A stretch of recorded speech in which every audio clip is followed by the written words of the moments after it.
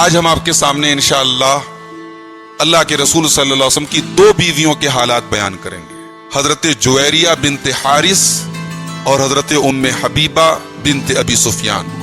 یہ دو بیویاں انشاءاللہ آج کی گفتگو میں ان کی زندگی اور ان کا تذکرہ آپ کے سامنے پیش کیا جائے۔ تو آئیے شروع کرتے ہیں۔ سب سے پہلے حضرت جویریہ بنت حارث، یہ کون ہیں؟ عرب میں ایک قبیلہ تھا بنو خزاعہ، اس قبیلے کا ایک خاندان تھا، ایک برانچ تھی جس کا نام تھا بنو المستلق۔ یہ مدینہ سے تقریباً 9 منزل کی دوری پر سمندر کے ساحل پر یہ قبیلہ آباد تھا۔ اللہ کے رسول صلی اللہ علیہ وسلم جب مدینہ آئے اور وہاں آپ نے ایک نئی سوسائٹی، ایک نیا سماج کی بنیاد رکھی آپ نے، تو ہم جانتے ہیں کہ مکہ کے مشرکین کو یہ بات ہضم نہیں ہوئی اور انہوں نے کئی جنگیں کی اللہ کے رسول صلی اللہ علیہ وسلم کو اور آپ کے صحابہ کو ختم کرنے کی، اور اس چھوٹی سی جو ریاست تھی مدینہ کی، اس کو مٹانے کی انہوں نے ہر کوشش کی۔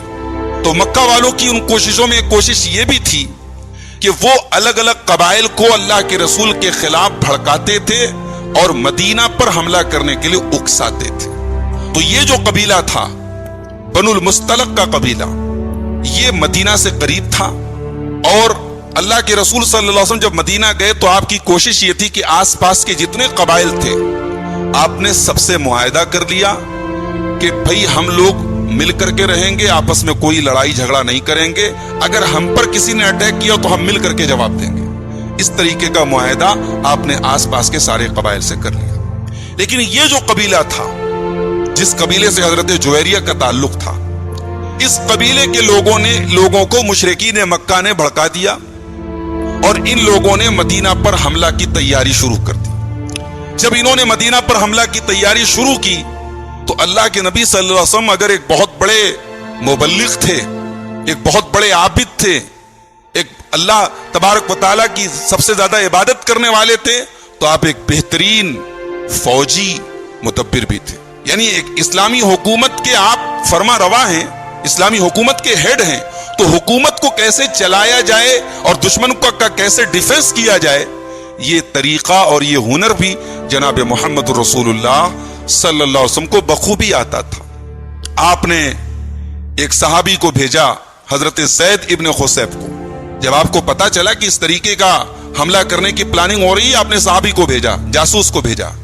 جاسوس نے آ کر کے خبر دی کہ خبر پکی ہے، صحیح ہے، اور وہاں آپ کے اوپر حملے کی تیاری ہو رہی ہے۔ چنانچہ شعبان سن 5 ہجری میں اللہ کے رسول صلی اللہ علیہ وسلم 1000 صحابہ کو لے کر کے مدینہ سے چلے اور بڑے چپکے سے اور بڑی رازداری کے ساتھ آپ بنو المستلق کا جو قبیلہ تھا وہاں پر آپ پہنچے اور چاروں طرف سے ان قبیلے کے لوگوں کو گھیر لیا۔ ان کا جو سردار تھا بنو المستلق، اس کا نام تھا حارث بن ابی زرار، وہ بھاگ گیا۔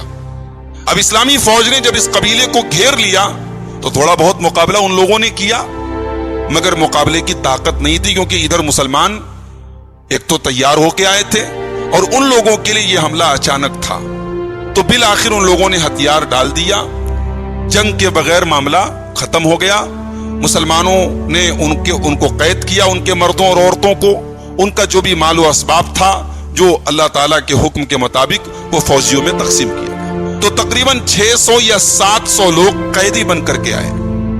ان قیدیوں میں جو ایک طریقہ تھا اسلامی فوج کا کہ قیدی بحیثیت غلام اور عورتیں بحیثیت کنیز کے وہ فوجیوں میں تقسیم ہو جاتی تھی۔ تو جو سردار تھا بنو المستلق کا، جو سردار تھا حارث بن ابی زرار، اس کی جو بیٹی تھی اس کا نام تھا برہ بنت حارث، یہ جو ہے یہ قیدی بن کر کے آئیں، حضرت ثابت ابن قیس انصاری رضی اللہ تعالیٰ عنہ کے حصے میں آئے، لیکن یہ سردار کی بیٹی تھی۔ انہوں نے یہ گوارا نہیں کیا کہ میں غلام بن کر کے رہوں۔ انہوں نے اپنے آقا سے، حضرت ثابت بن قیس سے، یہ معاہدہ کر لیا کہ میں آپ کو آزادی کی قیمت قسطوں میں دے دوں گی، لیکن آپ مجھے آزاد کر دیں۔ چنانچہ اس وقت کی ایک بڑی رقم تھی، 19 اقیہ سونا کے برابر یہ قیمت طے کی حضرت ثابت ابن قیس نے، اور یہ طے ہو گیا کہ یہ قیمت اگر وہ ادا کر دیں گی تو آزاد ہو جائیں گی۔ تو برہ بنت حارث یہ اس قبیلے کے سردار کی بیٹی تھی اور بہت خوبصورت تھی اور بہت ذہین تھی اور اسلام قبول کر چکی تھی وہ. حالانکہ باپ اسلام کا دشمن ہے, قبیلہ پورا قید ہو کر کے آیا ہے, ہونا تو یہ چاہیے تھا کہ دل میں اسلام کے خلاف نفرت ہو, مگر یہ واقعہ سن 5 ہجری کا ہے. اللہ کے رسول صلی اللہ علیہ وسلم کے نبوت کے اعلان کے 18 سال بعد کا واقعہ ہے. حضرت جویریہ جن کا اصل نام برہ تھا, یہ پورے حالات پر نظر تھی ان کی. انہوں نے دیکھ لیا تھا کہ جس جاہلیت کے طور طریقے میں ہم جی رہے ہیں اب یہ طریقہ دم توڑ رہا ہے اور محمد الرسول اللہ کا دین سچا ہے, تو انہوں نے اسلام قبول کر لیا تھا. اب ثابت ابن قیس سے جب انہوں نے طے کیا کہ اتنی قیمت میں آپ کو دے دوں گی, آپ مجھے آزاد کر دیں, تو حضرت جویریہ رضی اللہ تعالیٰ عنہ اللہ کے رسول کے پاس آئیں. ابو داؤد کی 3931 نمبر کی حدیث ہے. آ کر کے کہنے لگی کہ اے اللہ کے رسول, میں جویریہ بنت حارث ہوں, میرا معاملہ آپ کے اوپر چھپا نہیں ہے. وَإِنِّي وَقَعْتُ فِي سَهْمِ ثابت ابن قیس ابن شماس, اے اللہ کے رسول میں قیدی بن کر کے حضرت ثابت ابن قیس کے حصے میں آئی ہوں. وَإِنِّي كَاتَبْتُ عَلَى نَفْسِي, اور میں نے اپنی آزادی کے لیے ان سے مکاتبت کی ہے, یہ طے کیا ہے اتنا پیسہ میں دے دوں گی تو وہ آزاد کر دیں گے. فَجِئْتُكَ أَسْأَلُكَ فِي مُقَاتَبَتِي, تو اے اللہ کے رسول میں آپ کے پاس آئی ہوں کہ اگر آپ میری مدد کر دیں اور وہ رقم مہیا کر دیں تو میں آزاد ہو جاؤں. اب ذرا غور کیجئے گا, اللہ کے رسول صلی اللہ علیہ وسلم فرمایا فَهَلْ لَكَ إِلَى مَا هُوَ خَيْرٌ مِّنْهُ, اے قبیلہ بنو مستلق کے سردار کی بیٹی, کیا میں اس سے بہتر صورت تمہیں نہ بتاؤں؟ کہا کہ اے اللہ کے رسول وہ کیا صورت ہے؟ آپ نے فرمایا اگر میں تمہاری مکاتبت کی قیمت ادا کر دوں وَأَتَزَوَّجُكِ, اور تم امہات المومنین میں شامل ہو جاؤ, میں تمہیں اپنے نکاح میں لے لوں, تو کیا تمہیں قبول ہے, تمہیں منظور ہے, تم محمد الرسول اللہ کی بیوی بننا قبول کرو گی؟ حضرت جویریہ نے فوراً کہا قد فعلت, اے اللہ کے رسول مجھے منظور ہے. چنانچہ اللہ کے رسول صلی اللہ علیہ وسلم نے جیسے ہی یہ گفتگو کی, 800 لوگ جو ان کے قبیلے کے قیدی بن کر کے آئے تھے, اس زمانے میں غلام کی بڑی ویلو تھی, 800 لوگ غلام اور لونڈی بن کر کے فوجیوں کے درمیان تقسیم ہو چکے تھے. جیسے ہی یہ خبر پھیلی کہ اس قبیلے کے سردار کی بیٹی اللہ کے رسول کے نکاح میں آ رہی ہیں, رسول اکرم کا سسرال اس قبیلے میں ہو رہا ہے, فوراً صحابہ کے درمیان آپس میں یہ شور اٹھا اصحار رسول اللہ, اللہ کے رسول کے سسرالی رشتہ دار لوگ ہیں, رسول کے سسرال کے لوگ ہیں, ہم انہیں غلام بنا کے رکھیں گے, انہیں قیدی بنا کے رکھیں گے. سب کو آزاد کر دیا. 800 لوگ یا 700 لوگ جو قیدی بن کر کے آئے تھے, تمام کے تمام لوگ آزاد کر دیے گئے. اما عائشہ فرماتی ہیں فما رأینا امرأة كانت اعظم برکۃ علی قومها منها, ہم نے جویریہ سے زیادہ اپنی قوم کے لیے برکت والی عورت نہیں دیکھی کہ اس ایک عورت کی وجہ سے ان کے قوم کے 800 لوگ آزاد ہو گئے. 100 الگ الگ فیملی کے پریوار کے لوگ تھے جو قیدی بن کے آئے تھے.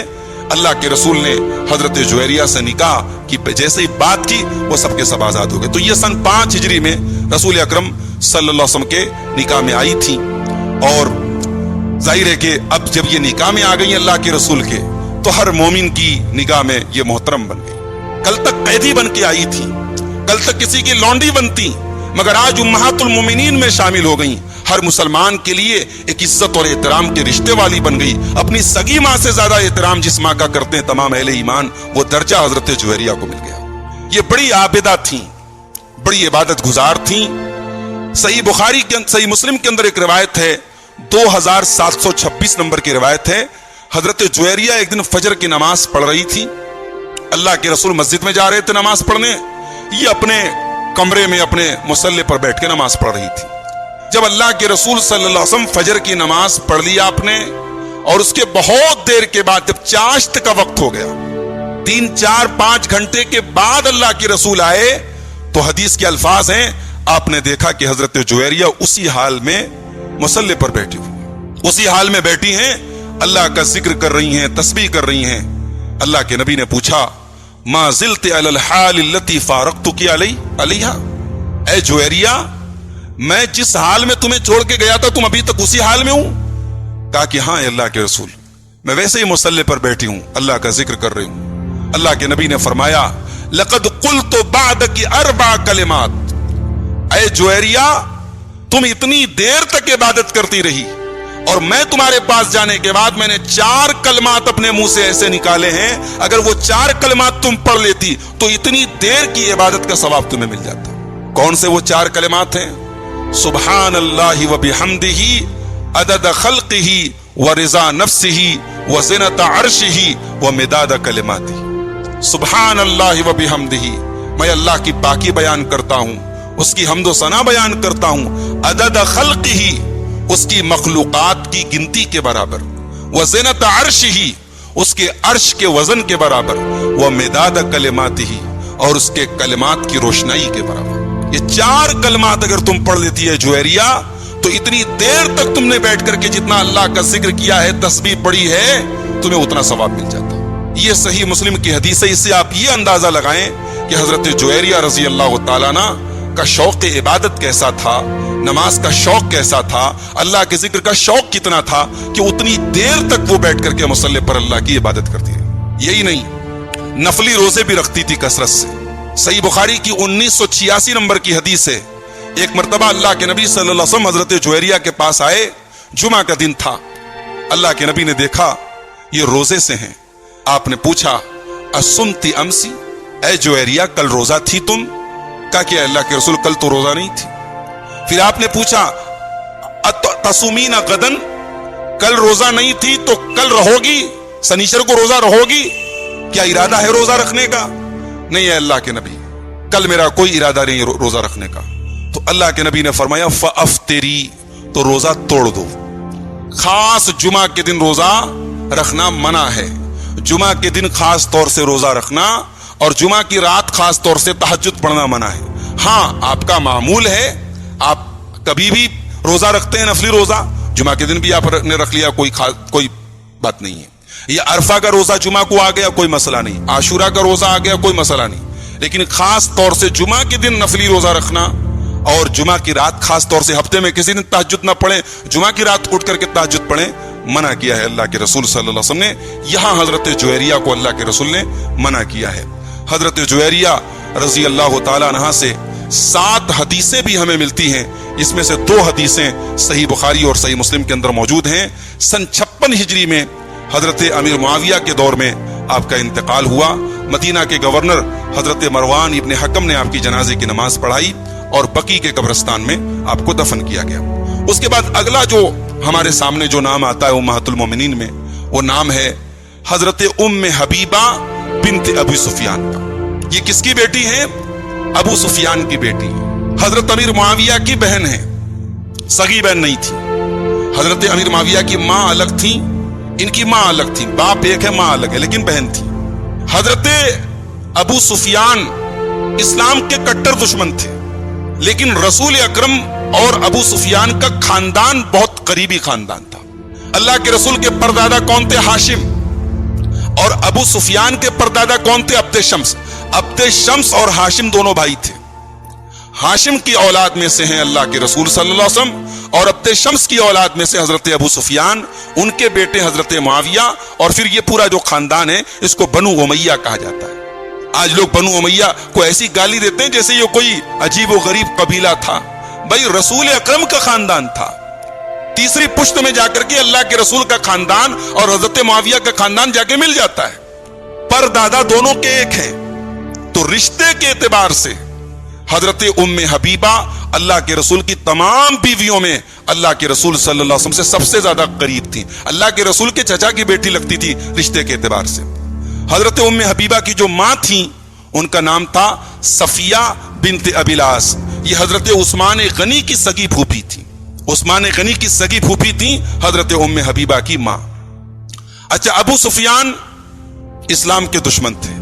और यहां एक बात आप नोट कर लें कि कुरैश में अलग अलग खानदानों की अलग अलग जिम्मेदारी थी।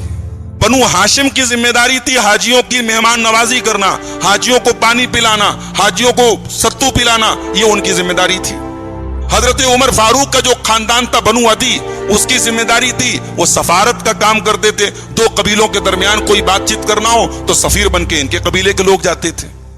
ये जो खानदान था अबू सुफियान का खानदान, इस खानदान का काम था मैदान जंग में अलम इसके हाथ में होता था। कमांडर इन चीफ जो होता था बनु उमैया में से होता था। तो गज़वे बद्र में, गज़वे उहुद में, इन तमाम फौजों में, इन तमाम जंगों में Abu Sufiyan commander in chief थे मुशरिकीन की तरफ से, इस्लाम के कट्टर दुश्मन थे। मगर इनकी बेटी उम्मे हबीबा रजी अल्लाह ताला अन्हा, जिनका असल नाम था रमला, रमला बिनते अबी सुफियान, इनकी शादी हुई थी उबैदुल्लाह इब्ने जहश के साथ। और ये दोनों मियां बीवी बिल्कुल इब्तिदा में इस्लाम ले आए। बाप इस्लाम का कट्टर दुश्मन है, बेटी इस्लाम ले आई। और कब इस्लाम लाई? जब पूरी दुनिया में सिर्फ 133 लोग मुसलमान हुए थे। अस्साबिकून अल-अव्वलून, सबसे पहले ईमान लाने वाले लोगों में हजरत उबैदुल्लाह इब्ने जहश और उनकी ये बीवी हजरत उम्मे हबीबा शामिल थी। जब मुसलमानों ने हबशा की तरफ हिजरत की तो उन हबशा की तरफ हिजरत करने वालों में ये जोड़ा भी था, हजरत उम्मे हबीबा और उनके शौहर उबैदुल्लाह इब्ने जहश थे। और जब ये लोग हबशा की तरफ जा रहे थे तो खानदान बनु उमैया से 4 जोड़े जा रहे थे, 4 लोग जा रहे थे हिजरत करते हुए। एक तो ये जोड़ा था उबैदुल्लाह इब्ने जहश और उनकी बीवी उम्मे हबीबा, और हजरत उस्मान गनी और उनकी बीवी रुकैया, और हजरत अमर बिन सईद इब्ने आस और उनकी बीवी फातिमा बिनते सफवान, और हजरत खालिद बिन सईद इब्ने आस और उनकी बीवी हमना बिनते खल्फ। ये 4 फैमिलीज थी, 4 मियां बीवी थे जो खानदान बनु उमैया से थे, जो इस्लाम के कट्टर दुश्मन थे जो खानदान के लोग। मगर ये 4 लोग मुसलमान थे और ये मियां बीवी सब जा रहे थे हिजरत करके हबशा। बहरहाल ये लोग जब हबशा पहुंचे तो वहां इन लोगों को वहां का जो बादशाह था नजाशी, उसने इनको सुकून से रखा, चैन से रखा, और वहां ये कायदे से रहने लगे। बाद में बहुत सारे लोग वापस भी मक्का चले गए, मगर हजरत उम्मे हबीबा अपने शौहर के साथ वहीं हबशा में रहती थी। यहां तक कि नजाशी जो बादशाह था वो मुसलमान भी हो गया, उसने इस्लाम भी कबूल कर लिया और ये लोग वहीं रहते थे। सन 6 हिजरी में उबैदुल्लाह का इंतकाल हो गया। सन 6 हिजरी में उबैदुल्लाह इब्ने जहश का इंतकाल हो गया और हजरत उम्मे हबीबा परदेश में दयार गैर में हबशा में बेवा हो गई और बेसहारा हो गई। यहां अल्लाह के नबी सल्लल्लाहु अलैहि वसल्लम को पता चला कि मेरे खानदान की एक मुअज़्ज़ज़ खातून अबू सुफियान की बेटी उम्मे हबीबा हबशा में बेवा हो गई है। उनकी इद्दत खत्म होने के बाद हजरत अमर बिन उमैया ज़मरी को अल्लाह के नबी सल्लल्लाहु अलैहि वसल्लम ने निकाह का पैगाम देके हबशा भेजा। और हजरत अमर बिन उमैया ज़मरी उस वक्त जो हबशा का बादशाह था नजाशी, जो मुसलमान हो चुके थे, उनके पास आए और उनको अल्लाह के रसूल के निकाह का पैगाम दिया। हबशा के बादशाह ने, नजाशी ने अपनी एक लौंडी के हाथों हजरत उम्मे हबीबा के पास अल्लाह के रसूल के निकाह का पैगाम भेजा। हजरत उम्मे हबीबा ने खुशी के साथ ये रिश्ता कबूल किया और इतना खुश हुई कि वो लौंडी जो ये निकाह का पैगाम लेके आई थी, अपने जिस्म के सारे जेवर उतार करके हजरत उम्मे हबीबा ने उस लौंडी को अता कर दिए। जब रिश्ता पक्का हो गया तो नजाशी ने एक बहुत अच्छे किस्म की तकरीब का एहतमाम किया, एक बहुत अच्छे किस्म का प्रोग्राम किया, और उसमें जो जितने उस वक्त हबशा के अंदर जितने सहाबा मौजूद थे उनकी दावत की, और अल्लाह के रसूल सल्लल्लाहु अलैहि वसल्लम का और हजरत उम्मे हबीबा के निकाह का की रस्म। वहां अल्लाह के रसूल मदीना में हैं, लेकिन आपकी तरफ से वकील बन करके हजरत अमर बिन उमैया ज़मरी गए हैं, और हजरत उम्मे हबीबा की तरफ से वकील बन करके हजरत खालिद बिन सईद इब्ने आस इस निकाह में मौजूद थे। और खुद नजाशी ने अपनी तरफ से 400 दीनार महर अदा किया। अल्लाह के रसूल की तमाम बीवियों में सबसे बड़ी रकम महर की हजरत उम्मे हबीबा की थी, जो नजाशी ने, बादशाह ने खुद अपनी तरफ से अदा की। और जितने मेहमान थे सबके लिए दावत का एहतमाम भी किया।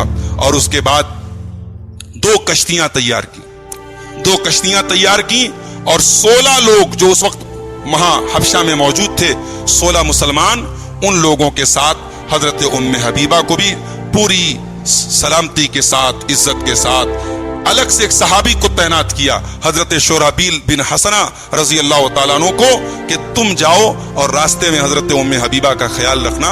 इस तरीके से 16 लोगों का ये काफिला, 2 कश्तियों का ये काफिला हबशा से चला और मदीना की बंदरगाह पर उतरा। जब हजरत उम्मे हबीबा रजी अल्लाह ताला अन्हा मदीना आई तो अल्लाह के रसूल सल्लल्लाहु अलैहि वसल्लम ग़ज़वे खैबर के लिए तशरीफ लेके गए थे। खैबर की जंग से आप कामयाब होकर के लौटे तो उम्मे हबीबा रजी अल्लाह ताला अन्हा अल्लाह के रसूल सल्लल्लाहु अलैहि वसल्लम से मुलाकात करती हैं, और ये निकाह के वक्त इनकी उम्र तकरीबन 37 बरस की होती है। उन्हीं दिनों में اللہ کے رسول صلی اللہ علیہ وسلم مکہ کے مشرکین کے ساتھ حدیبیہ میں ایک صلح کرتے ہیں. اس صلح میں یہ طے ہوتا ہے کہ جن قبیلوں کے ساتھ مکہ والوں کا معاہدہ ہے تو ان کے اوپر اللہ کے رسول حملہ نہیں کریں گے, مسلمان حملہ نہیں کریں گے. اور جن قبیلوں کا معاہدہ مدینہ کے ساتھ ہے, رسول اکرم کے ساتھ ہے, مکہ والے ان کے اوپر حملہ نہیں کریں گے. تو ایک قبیلہ تھا خزاعہ کا قبیلہ, اس کے ساتھ اللہ کے رسول کا معاہدہ تھا. اور ایک قبیلہ تھا بنو بکر کا, ان کا معاہدہ قریش کے ساتھ تھا, مکہ والوں کے ساتھ تھا. اب بنو بکر کے لوگوں نے ایک دن رات میں چپکے سے بنو خزاعہ کے لوگوں پر حملہ کر دیا اور 23 لوگوں کو مار ڈالا, 23 لوگوں کو قتل کر دیا. اور اس حملے میں مکہ کے قریش کے لوگوں کا بھی کچھ ہاتھ تھا, کچھ رول تھا. ظاہر ہے جب یہ حادثہ ہوا تو بنو خزاعہ کے لوگ اللہ کے رسول کے پاس آئے اور کہا کہ اے اللہ کے نبی, قریش کے لوگوں نے غداری کی ہے, جو صلح ہوئی ہے حدیبیہ کے اندر اور جس میں طے ہوا ہے کہ اب کوئی جنگ نہیں ہوگی, کوئی خون خرابہ نہیں ہوگا, قریش کے لوگوں نے اس معاہدے کو توڑا ہے. یا رسول اللہ ہم آپ کے پاس آئے ہیں, فریاد لے کر کے آئے, آپ ہمیں انصاف دلائیے. اللہ کے رسول صلی اللہ علیہ وسلم نے اپنے قاصد کو فوراً مکہ بھیجا, فوراً مکہ بھیجا. اللہ کے رسول کا قاصد مکہ آیا اور اس نے کہا کہ میں محمد رسول اللہ کا قاصد بن کے آیا ہوں اور 3 آپشن لے کے آیا ہوں. پہلا آپشن یہ ہے, جتنے لوگوں کو قتل کیا گیا ہے سب کا خون بہا دیا جائے, جو اس وقت کا عرب کا دستور تھا. اگر کوئی کسی کو قتل کر دے تو یا تو قتل کے بدلے قتل کیا جاتا تھا یا خون بہا دیا جاتا تھا. 100 اونٹ دیے جاتے تھے. کہ 23 لوگوں کا قتل ہوا ہے, 2300 اونٹ دیجیے آپ. ایک شرط تو یہ ہے, اگر یہ منظور نہیں ہے تو دوسری شرط یہ ہے کہ آپ قبیلے بنو بکر کی حمایت سے اپنا ہاتھ اٹھا لیجئے, ہم ان سے مقابلہ کریں گے. اور اگر یہ بھی منظور نہیں ہے, اعلان کر دیجئے کہ حدیبیہ میں جو صلح ہوئی تھی اب توڑ دی گئی. مکہ والے جوش میں تھے, انہوں نے کہا جاؤ ہم صلح توڑ دیتے ہیں, ہم اعلان کرتے ہیں کہ ہم نے حدیبیہ میں جو صلح کی تھی ہم وہ صلح توڑ دیتے ہیں. اللہ کے رسول کا قاصد یہ پیغام لے کے وہاں سے مدینہ واپس آیا. جب وہ مدینہ واپس آیا, ادھر قریش کے لوگوں میں جو سمجھدار قسم کے لوگ تھے, جو بزرگ قسم کے لوگ تھے, انہیں محسوس ہوا کہ ہم نے جوش میں آ کر کے غلطی کر دی ہے اور اب مسلمان غصے میں آئیں گے اور اب بہت بڑی جنگ ہو جائے گی. تو چنانچہ ابو سفیان رضی اللہ تعالیٰ عنہ جو ابھی مسلمان نہیں ہوئے تھے, ان کو مکہ کے لوگوں نے سفیر بنا کے بھیجا کہ آپ جائیے اور اللہ کے رسول کو سمجھائیے کہ آپ ناراض نہ ہوں, جو معاہدہ ہوا تو حدیبیہ میں جو صلح ہوئی تھی وہ اپنی جگہ برقرار رہے گی. ابو سفیان مدینہ آئے, اللہ کے رسول کے پاس آئے, بڑی گزارش کی, بڑی منت کی کہ اے محمد آپ معاہدے کو مت توڑیے, صلح کو مت توڑیے, ہم تیار ہیں. اللہ کے رسول نے کوئی جواب نہیں دیا. اللہ کے رسول نے کہا بھئی آپ نے معاہدے کی خلاف ورزی کی ہے, آپ نے ہمارے لوگوں کو قتل کیا ہے, اور جب ہم نے اپنے قاصد کو بھیجا آپ نے پیغام دے دیا کہ آپ صلح کو توڑ رہے, اب آپ کیا منہ لے کر کے آئے ہیں. اللہ کے رسول تیار نہیں ہوئے. اس کے بعد حضرت ابو بکر کے پاس ابو سفیان آئے, حضرت عمر کے پاس آئے, حضرت علی کے پاس آئے کہ کوئی میری بات سن لے, کوئی اس صلح کو برقرار رکھ لے, جنگ ہونے سے بچا لے. مگر کسی نے ابو سفیان کی بات نہیں سنی. اسی موقع پر حضرت ابو سفیان رضی اللہ تعالیٰ عنہ اپنی بیٹی ام حبیبہ کے گھر آئے, جو اب رسول کی بیوی بن چکی ہیں, جو ام المومنین بن چکی ہیں. ان کے گھر میں آئے, جیسے ہی کمرے میں داخل ہوئے اللہ کے رسول کے بستر پہ بیٹھنے لگے.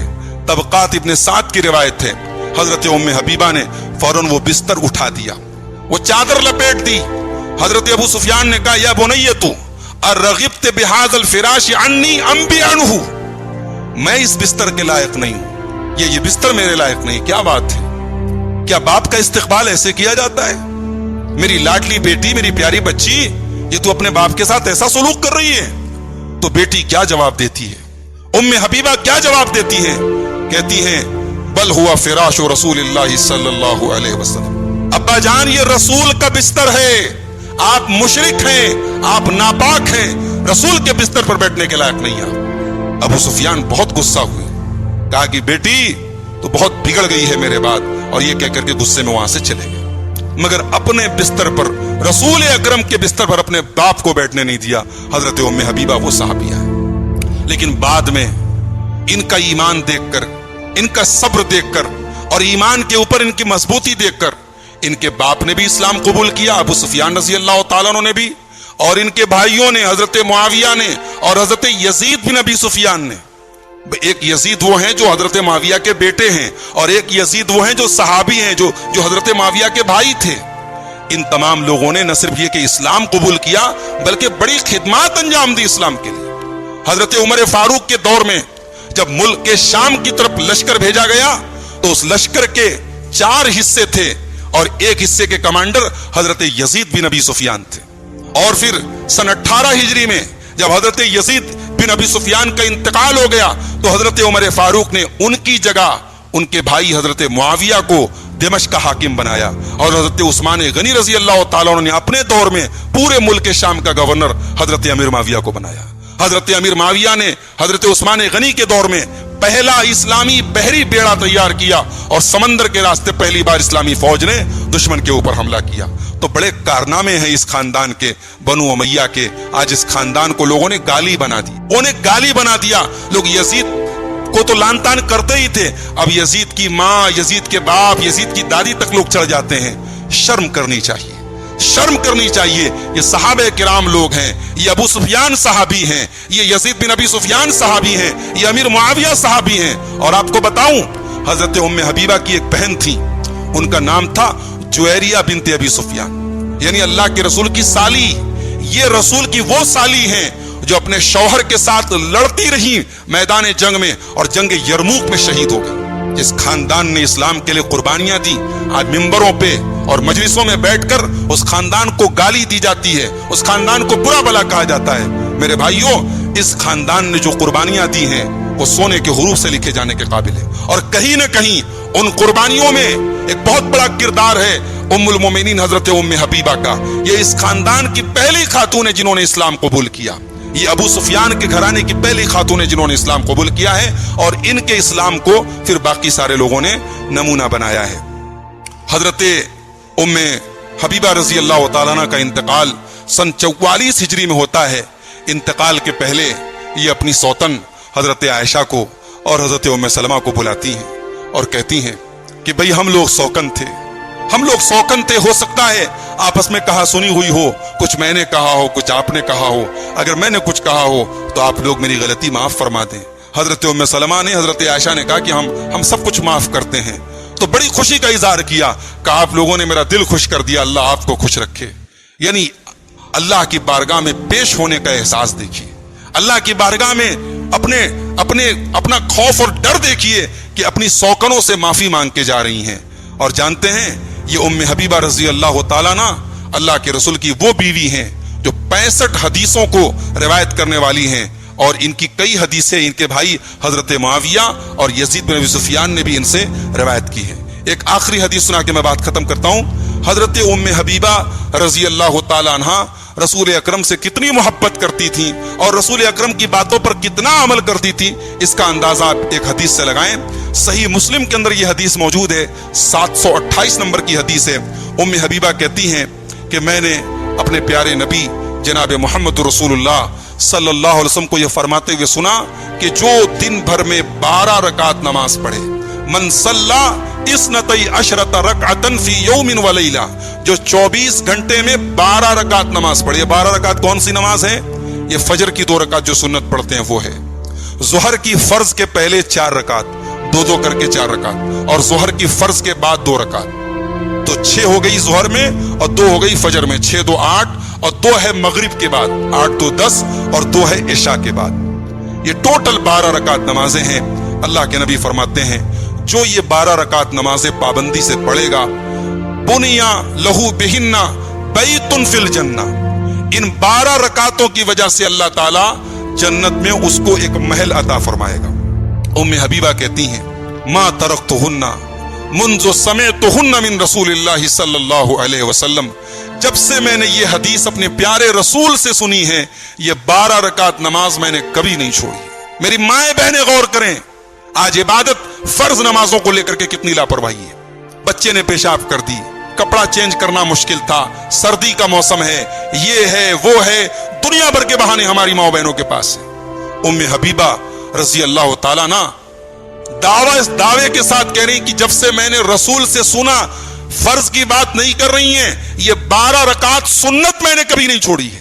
بھئی ایسا تو نہیں ہے کہ ام حبیبہ اپنی زندگی میں کبھی کسی شادی میں نہیں گئی ہوں گی، कभी किसी तकरीब में नहीं गई होंगी, कभी मार्केट में नहीं। सारे दुनिया के काम अपनी जगह है और नमाज अपनी जगह है मेरे भाई। कहती ये नमाज मैंने कभी नहीं छोड़ी। और आगे सुनिए, उम्मे हबीबा से ये हदीस बयान करते हैं हजरत अंबसा। वो कहते हैं जब से मैंने उम्मे हबीबा से ये हदीस सुनी, मैंने भी ये 12 रकात कभी नहीं छोड़ी। और हजरत अंबसा से ये हदीस बयान करते हैं हजरत अम्र बिन औस। वो कहते जब से मैंने अंबसा से ये हदीस सुनी, ये 12 रकात मैंने कभी नहीं छोड़ी। और हजरत अम्र बिन औस से ये हदीस बयान करते हैं हजरत नोमान बिन सालिम। वो कहते हैं 12 रकात मैंने कभी नहीं छोड़ी जब से ये हदीस मैंने हजरत अम्र बिन औस से सुनी है। यानी पूरी जो सनद है हदीस की, सनद का हर रावी ये दावा कर रहा है कि चूंकि रसूल की बात है, रसूल ने फजीलत बयान की है, मैं ये फजीलत क्यों छोड़ूं, मैंने ये 12 रकात कभी नहीं छोड़ी है। मेरे प्यारे भाइयों, आज हमारे पास बातें बहुत हैं, आज हमारे पास बातें बहुत हैं। हर हफ्ते तकरीर हो रही है, जुमा के मिंबर से हर हफ्ते खतीब चिल्ला रहा है, बातें बहुत हैं, गुफ्तगू बहुत है, लेकिन अमल का जज्बा ना के बराबर है। और ये रसूल की बीवी हैं, ये उम्मे हबीबा हैं जो रसूल की जुबान से एक बार सुनती हैं और उसके बाद ये 12 रकात नमाज कभी नहीं छोड़ती हैं। सन 44 हिजरी में हजरत उम्मे हबीबा रजी अल्लाह ताला अन्हा अल्लाह को प्यारी होती हैं और आपका इंतकाल होता है। तो इस तरीके से मेरे भाइयों, आज हम लोगों ने हजरत जुवैरिया और हजरत उम्मे हबीबा अल्लाह के रसूल की इन 2 बीवियों के हालात देखे हैं। कल की जो गुफ्तगू हमारी होगी वो इस मौजू की आखिरी गुफ्तगू होगी और कल इंशाअल्लाह हम हजरत मैमूना बिनते हारिस और हजरत सफिया रजी अल्लाह ताला अन्हुमा अल्लाह के रसूल की इन दोनों बीवियों के बारे में हम कल गुफ्तगू करेंगे और कल ये मौजू इंशाअल्लाह अपने इख्तिताम को पहुंचेगा। रब्बुल आलमीन से दुआ है इलाहुल आलमीन उम्महातुल मोमिनीन की जिंदगियों से हम सबको नसीहत हासिल करने की तौफीक अता फरमा। हमारे घरों में भी दीनदारी का माहौल बना, हमारे घर की बहू बेटियों को, हमारी माँ बहनों को भी उम्महातुल मोमिनीन के नक्शे कदम पे चलने की तौफीक अता फरमा। हमारे अंदर भी नमाज की मोहब्बत पैदा फरमा, हमारे अंदर भी रसूल की मोहब्बत पैदा फरमा, दीन के लिए कुर्बानी देने का जज्बा पैदा फरमा। जो हमें बीमार हैं ऐ अल्लाह उनको शिफाए कामिल अजर अता फरमा। जो रोजगार से परेशान हैं उनके रोजी रोटी में बरकत अता फरमा। जब तक हम दुनिया में जिंदा रहें इस्लाम पर जिंदा रहें और खात्मा हम सबका ईमान पर हो। आमीन व आखिर दावाना।